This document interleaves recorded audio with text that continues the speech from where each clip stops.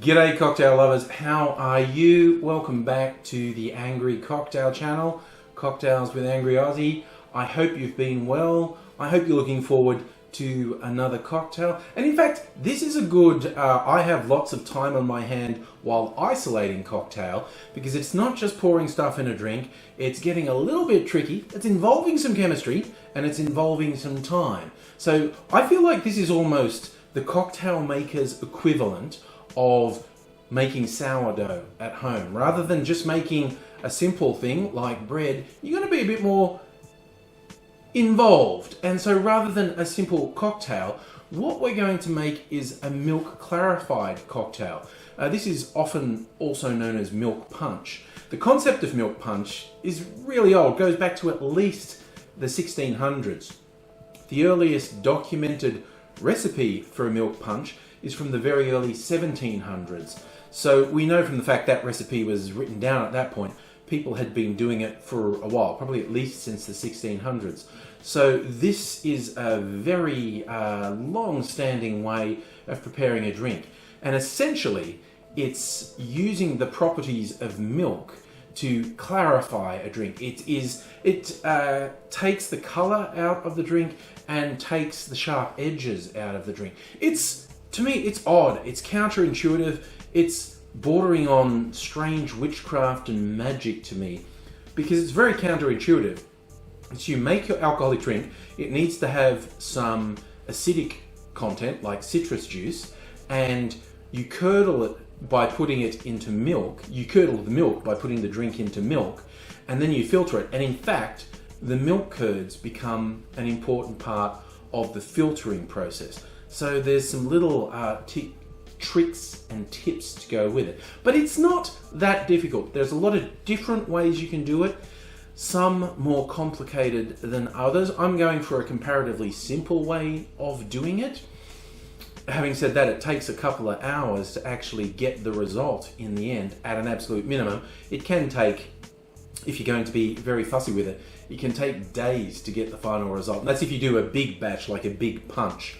You might end up taking a couple of days to complete the entire process. I'm going to do a single drink. It won't take that long. It will take a couple of hours. I promise I'll cut out the time-lapse bits, and so it won't take that long to do it. Now, if you watch my live streams, and if you don't, you should, just the Angry Aussie channel. I do live streams usually at least 5 nights a week while we're in this weird isolation phase that we're in right now. You'll know that I actually did a test run on a live stream, because this is a little complicated and I didn't know if it would work. So I thought I'd just try it once in a casual environment, and it worked really well. So I'm doing it now again for this video, and I picked a drink that I thought would be really interesting. I did it with a tiki drink, a zombie, on the live stream, and it worked very well. This one it's a classic. It's called the Paper Plane. The reason I chose this is because the clarifying process should have a very big effect on the drink. It's a pretty simple cocktail. It's a whiskey, usually bourbon. I'll be using bourbon. A bitter red aperitif, Aperol, is often recommended. I'm actually going to use a French bitter cherry aperitif, and also you put lemon juice in it, and you put Amaro, which is simply Italian for bitter. It's a bitter liqueur. So this drink in its normal state is very dark and very bitter, and the clarification process should change both of those elements quite a bit. But this is an experiment. Let's see what happens. First things first, we mix the drink. This is a quite simple equal parts cocktail. So 3/4 of an ounce of the bourbon, 3/4 of an ounce of our bitter red aperitif, in my case. That's Dolin Bitter de Chambre. You can use Aperol or anything else that takes your fancy. We add 3/4 of an ounce of Amaro. And for anyone who knows Amaros, you'll know there are so many. There are literally hundreds of variants around the world, each with their own character. So each one's going to make this drink slightly different or significantly different. Use the Amaro that you like or something you have on hand. You can already see how dark this drink is. That's one of the reasons I chose it. The final component of our base drink is 3/4 of an ounce of lemon juice. This is quite important. We need this acidity. This is a standard paper plane recipe, but when you're making a milk punch, you need the acid content from a citrus juice or something else that provides you with that acid content. Now we're going to add the drink to some milk. You'll see some guides that say the milk should be warmed, not boiled, but warmed. Learned from experience and from a few tips I found online, that actually isn't necessary. Cold milk will work fine, but it needs to be a full fat milk. Some people experiment with various nut milks, etc. I'll leave that to other people. I'm just using full fat cow's milk. You need the fat content to create the curds. So skim milk simply won't work in this case. And the ratio of milk to drink is about 1:4. And again, because this was an equal parts drink, that makes it pretty simple. I just need 3/4 of an ounce of milk and I'll add the drink to that. And it is important you add the alcohol, the cocktail, to the milk, not the milk to the cocktail. That affects the process of making the curds. It's all the science in here. It's not just, I want to drink and get drunk. I'm doing some science right here. Now we add our cocktail to the milk. Just pour it in there. And it helps to give it just a little stir, a gentle stir. Make sure it's mixed in. That's starting to form curds already. But now we need to leave it. We need to wait. And wait, and we wait, and we wait, and we wait, and we wait for at least 30 minutes or up to 24 hours, depending. And then we come back to it. We've waited 30 minutes.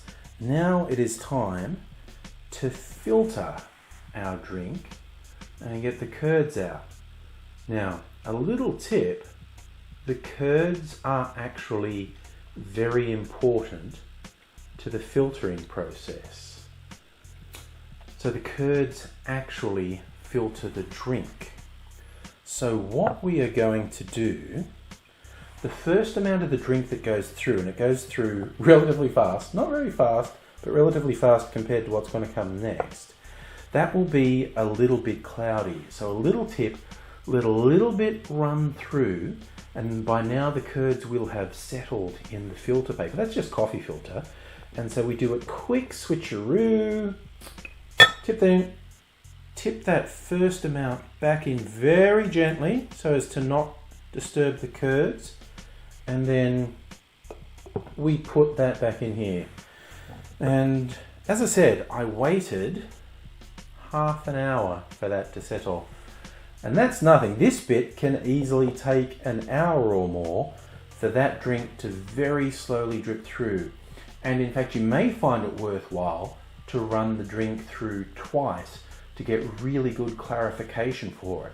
But now we wait and we wait and we wait and we wait, we wait and we wait and we wait. I've patiently waited for the cocktail to filter through the curds. Took about an hour. I'm probably going to do it twice in the future, but the result is so dramatic. I was really keen to share it with you. Now here, this is a standard paper plane. This is bourbon, a bitter aperitif, red coloured, and an Amaro, brown Amaro. You can see it's a really dark, rich brown colour. This is exactly the same drink, milk clarified. Now, I knew this was how it worked, but that dramatic change still amazes me. Very counterintuitive. Just adding milk and filtering it through the curds does this.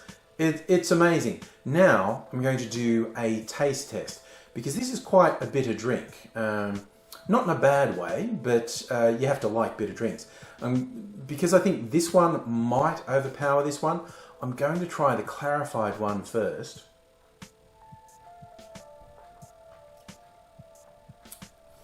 That is a really nice light flavour. The bitterness is still there to give it a bit of interest. I'm going to chase the cherry from the bitter de Chambray. And now the unfiltered one. It's also a nice drink, but the bitter edges are much more pronounced on this. So if you've never been able to really get into bitter drinks, like very popular one, Negroni, which if it's made with Campari, I just can't really deal with Campari. But if you could do a milk clarified version of Campari Negroni, that would probably be a very different kettle of fish. I honestly think I'm probably going to do this a lot from now on, just because it's fun and I find it fascinating. And it changes the nature of the drink while still keeping its essential spirit. This still has the same flavors as the unfiltered version. It's just smoothed the edges on it more than a little. It's an absolutely fascinating process, milk clarification. I thoroughly recommend you try it. Look, I'm probably going to post a few more videos in the coming weeks, months of milk clarification experiments. Like I said, just because I find it fun and I'm really interested to see the end result. If you try it, I'd love to hear how it works from you. Tell me in the comments. But I'll leave you for now. I hope you've enjoyed the video. If you're not already subscribed, please subscribe to the channel. Hit the bell so you get notifications when I upload. Give it a thumbs up and a nice comment so we can fool the Facebook. Oh no, I'm thinking, well, we want to fool Facebook too, but let's stick with YouTube at this point. Fool the YouTube algorithm into thinking I'm popular. But for right now, I'll say bye for now and cheers.